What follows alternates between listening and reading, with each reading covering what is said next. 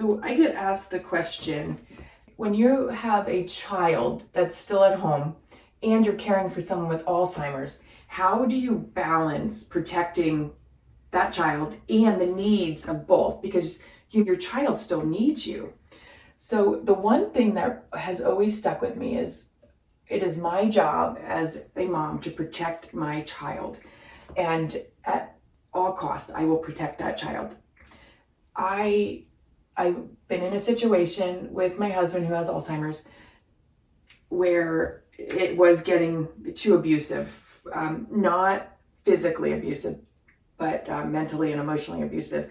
And I said, I will not let, now that you're diagnosed, because prior to diagnosis, it was happening too, but we didn't know what was going on. A whole other story, but I will protect my child. So when I told the pediatrician that John had a diagnosis of dementia, the first thing he said to me was, regardless of what his diagnosis is, you have a job to protect your child. If things become difficult in the home, the police don't care. The law doesn't care about early onset dementia. You must put your child first and protect that child.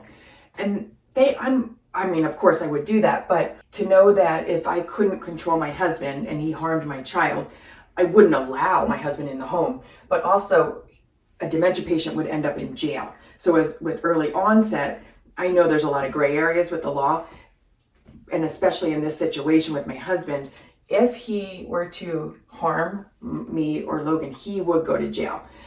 And that would be so awful. I would expect it if someone doesn't have dementia, but maybe a different setting if you have dementia and you lash out. But I get it. That's why I've always put Logan first, because number one, Logan doesn't need any more trauma than he's already been through.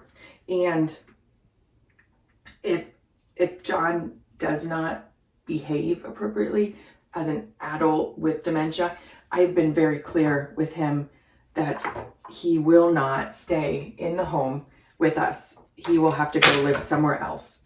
So that I've only had to threaten a couple of times, but I will not tolerate it. So I've already had to say, if you can't control this behavior, you're going to have to go live with a family member or to a nursing home.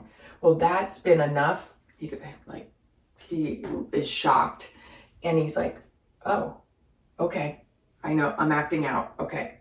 He doesn't truly get it, but you can tell he's processing that information. So at the end of the day, if you have children in your home and you have a spouse with dementia, it is your responsibility, 100%, protect that child.